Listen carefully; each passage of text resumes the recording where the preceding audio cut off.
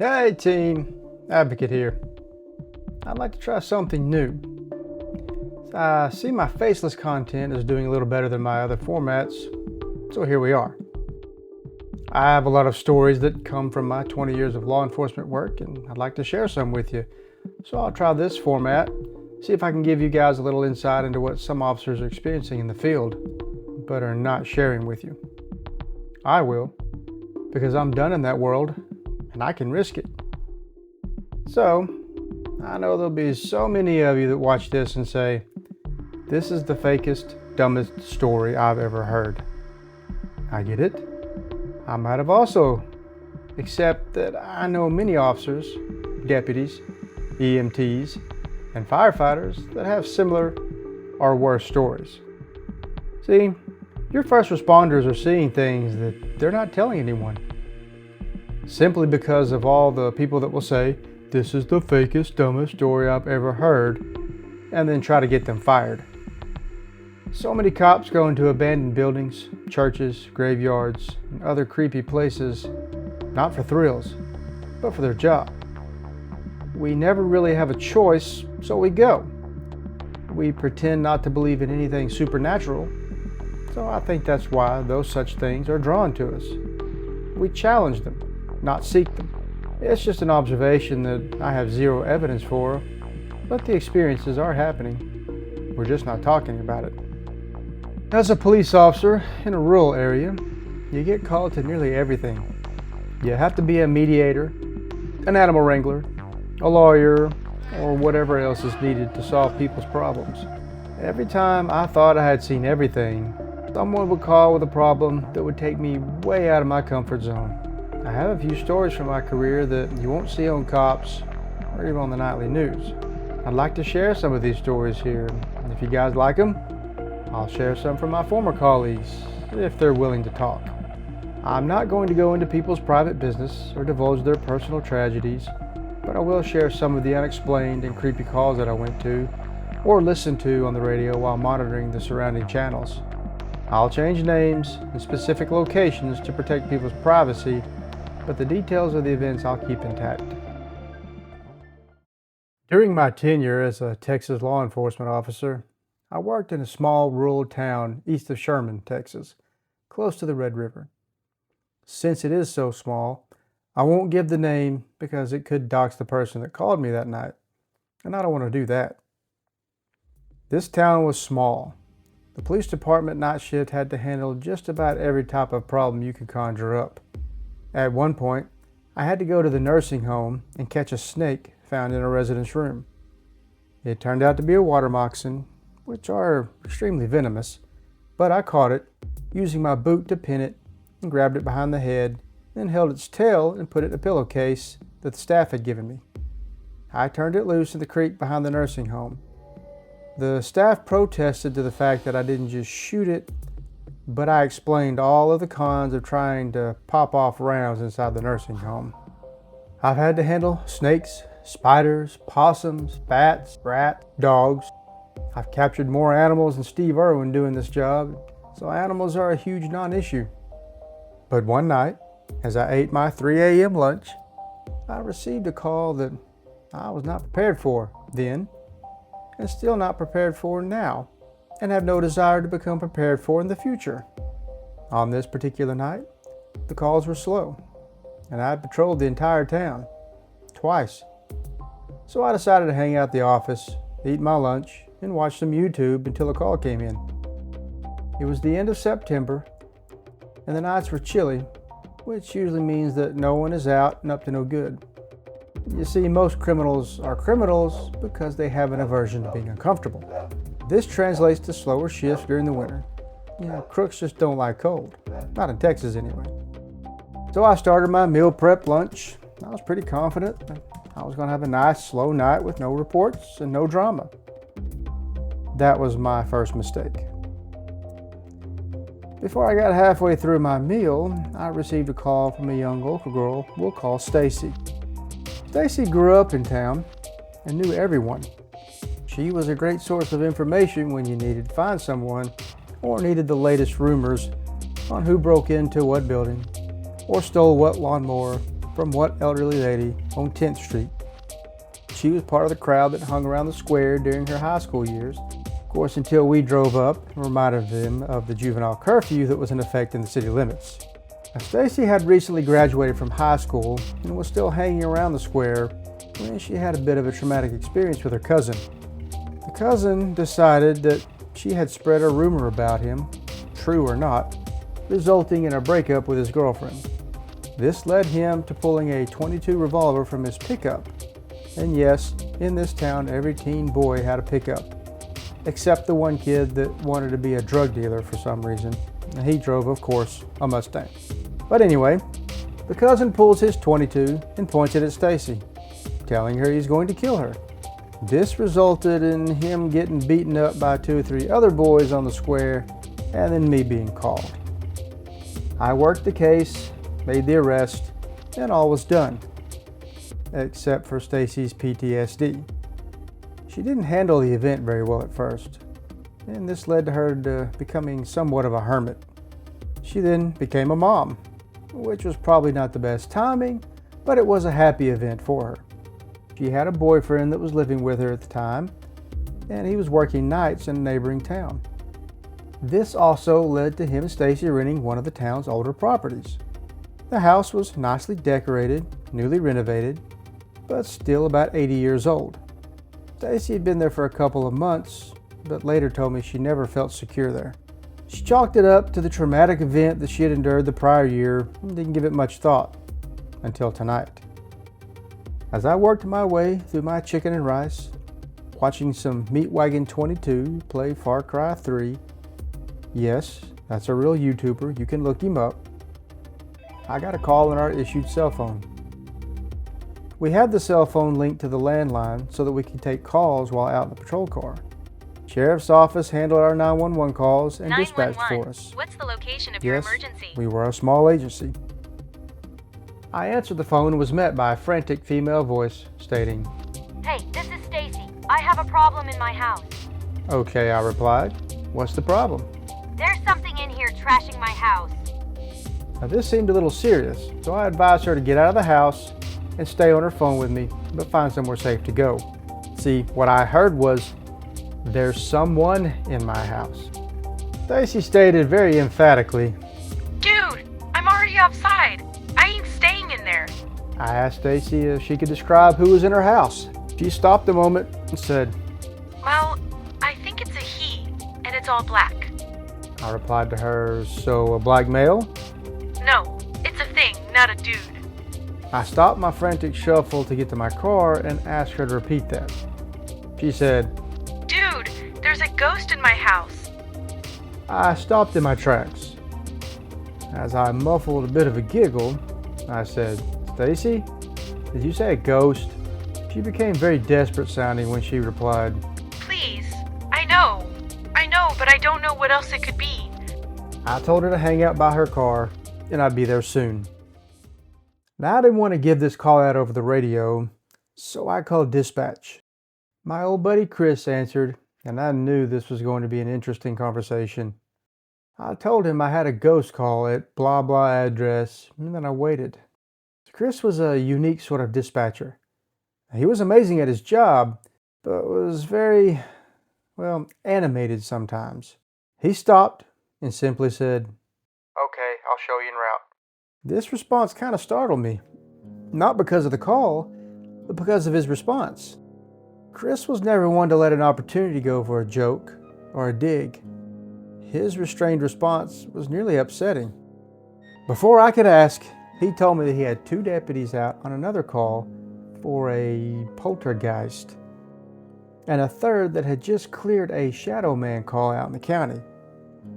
This stopped me cold, and I began thinking, what's going on? Now, I'm a bit of an old school RPG gaming buff. I like the oldies, the old Resident Evil and Metal Gear, and newer games like Far Cry and such. These games always immersed me because of the whole what if aspect to them. What if this happened? How would I react? Well, here it was. The what if was looking me dead in the eyes, so to speak. I stopped feeling so confident, started treating this like an actual emergency call. I hung up with Chris, started toward the house. I was familiar with the house. I'd passed it hundreds of times during my patrols. I'd watched over it as carpenters worked on the renovations and left their materials in the front yard overnight. It was a very unassuming house. It only took me about 2 minutes to get there from the office. And as I approached the street, I knew I was in the right place. I could see Stacy standing behind her vehicle, which she had already moved into the street, and she was wearing only a thin tank top and some thin sleeping shorts, which were not exactly made for public viewing. I got out of my patrol car, and she immediately ran up to me, wearing these skimpy clothes, and started to try to hug me. I put my hands up, I stopped her and reminded her that she wasn't exactly dressed for public displays of affection with the local officer and that my body camera was rolling. She stopped and realized what she had on and immediately became embarrassed. I told her, just go sit in your car and we can talk. So she got in her car, checked on the baby that was strapped in a car seat, and began to describe an event that sounded like a scene from a horror movie.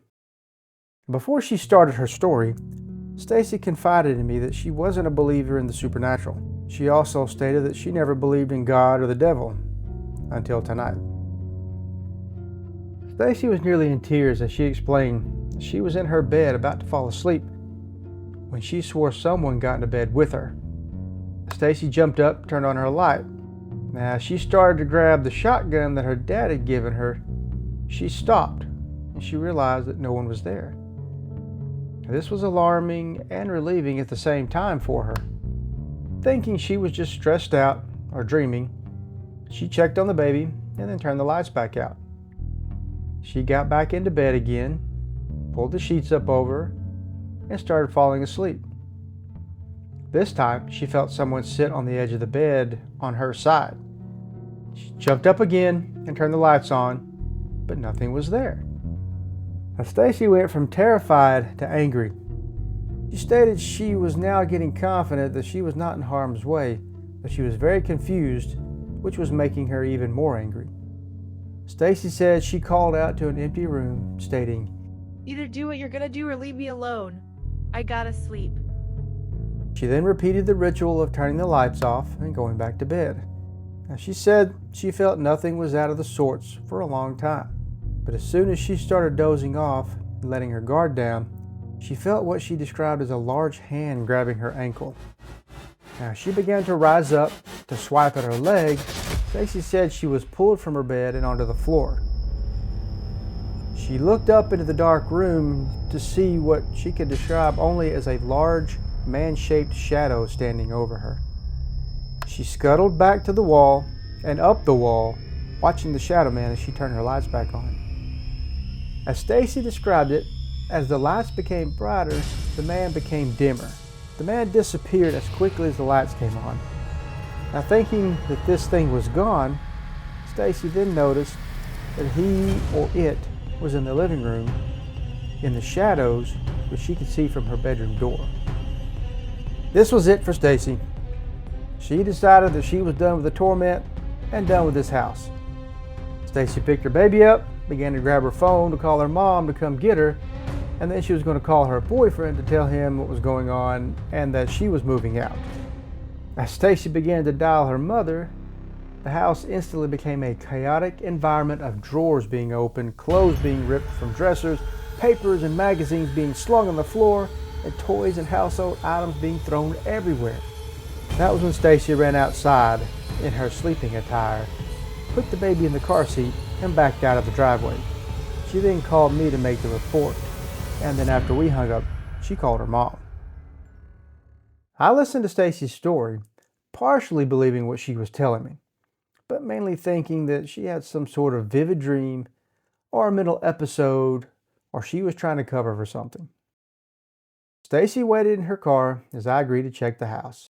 My goal was to make sure no one was inside with nefarious intent or otherwise.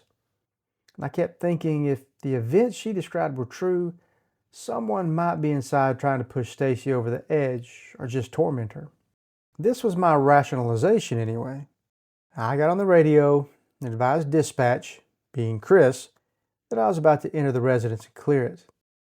He responded with a 10-4 and then told me to let him know if I needed another unit to back me up. I replied 10-4 and I entered the home, expecting to see everything in order and maybe some evidence of someone being inside. But that's not what I found. I entered the front door with my hand on my sidearm, and I made the obligatory statement, "Police department, make yourself known now."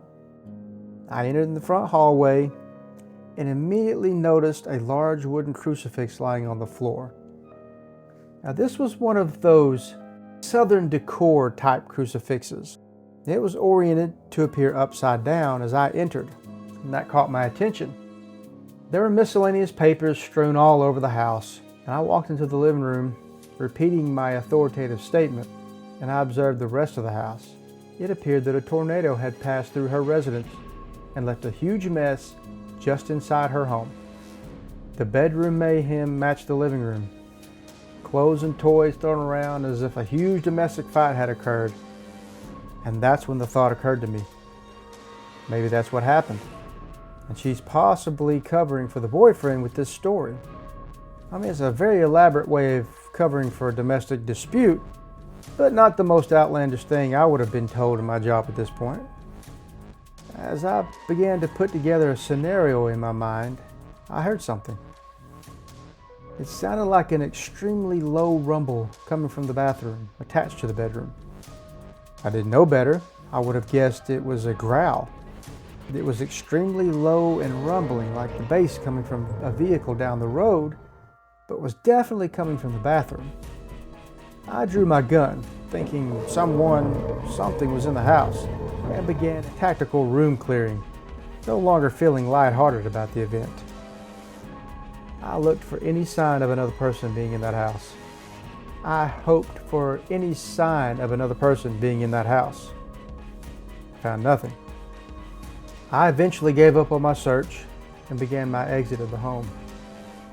As I walked into that front hallway to exit, I took one more look at that wooden crucifix on the floor, taking note that it was in the correct orientation from this angle. Now, as I looked at the cross, I noticed that it was rocking slightly back and forth, as if it was teetering on the small metal hanger attached to the back. And my immediate thought was it was just rocking because I was walking on the wooden floor. The crucifix then began to turn, slowly spinning, until it appeared to be upside down again. This was my sign. I was in over my head on this one. I had no training, no information, no lore to draw from. I swiftly exited the house and swiftly walked to Stacy's car. Stacy was waiting with anticipation and was on the phone with her mother at the time, who was driving into town from their country home out in the county. Stacy asked me. Well, did you see anything? I told her reluctantly, yes, not the shadow man, but I did see something, and I can't explain it. I then advised Stacy she probably shouldn't go back into her home tonight. She was stunned. Are you serious? What did you see? I explained the growling and the crucifix spinning, and I told her I believed everything that she had told me, but I couldn't help her with this problem. Her mother could hear me through the phone, and I could hear her tell Stacy, "You are not living there anymore. I'm almost there." Stacy thanked me for not making fun of her or calling her crazy. And at this point, I couldn't do either one of those things. As I was leaving the house, I called Chris in dispatch and told him that I was clearing from the call. He asked me if I found anything. I waited a second, and I told him about the things that I heard and witnessed, and he told me that my story was matching what the other deputies had experienced. We both just sort of trailed off, and then after a few seconds, I told him, "I'll be at the office, hopefully for the rest of the shift." He replied that he hoped so also, and we ended the call. There was really nothing else to say. After a long deliberation, I decided to write a report on the call, just in case something else happened and I was questioned about my involvement. You see, in law enforcement, if you didn't write a report about something, it didn't happen. We call these CYA reports. Cover your, you get it. I forwarded the report to the chief through our reporting system for approval and called it a night. No other calls came in, and I didn't leave the office the rest of the shift. Although the rest of that night I heard so many creaks, snaps, and bumps in the office. It used to hold prisoners for the sheriff, one of which possibly unalived himself, and was the site of a couple of hangings. There are more stories about the city hall that I have as well. We'll save those for another video. But as you can imagine, the rest of the night was unsettling. The next day, Chief was waiting on me, which was not unusual. Then he called me into his office, which was not unusual. Then he told me to close the door behind me, which was sort of unusual. And he asked me if my report from the night before was 100% accurate. I hesitated, and then I stated to him that it was. He then told me to change it, which was highly unusual. I guess my surprise was evident on my face because he immediately followed up with, "This is not what you want in your report history. If it got out..." I didn't argue. I just changed it like he told me to show that I cleared the house and no one was located inside. He told me that he believed me, but it was unproductive to have that in writing. Now that conversation caused me to wonder for a moment, how many incidents like this have occurred that officers just didn't record or document? And Chief also hit me with another revelation. He told me my body camera recorded the entire thing, and that growling and a spinning crucifix weren't the only thing that it captured. Now in our system, the Chief has the ability to lock the videos from anybody that doesn't have his password. And he did just that. He told me I should just leave my memory of the incident as the final outcome. I argued a little because I was really interested to see what was on that video. He refused. I didn't push the issue any further. Since then, only a few trusted officers know about my experience. Well, until this video hits. So there's one of my stories, believe it or not. I tried talking with the other deputies that worked that night at a later time. None of the deputies would elaborate on their calls, which I expected. Maybe later they'll hit me up with some updates, but for now, we'll just have to use our imaginations. Maybe I can give some first responders an outlet to tell their stories anonymously. If you're a police officer, a deputy, or anybody that has strange experiences like this, let me know in the comments below. And if you'd like, I'll possibly make a video on it. If you like these unusual law enforcement stories, leave a like and subscribe and let me know. I'll make more videos like this one. I have plenty of stories. As for Stacy, I drove by her house the next afternoon and saw her brother and her father loading up a pickup with all of her furniture. Apparently she wasn't kidding when she said she was moving out. As usual, I won't try to convince anyone of anything. I'll just keep doing my job. Playing devil's advocate. Thanks for watching.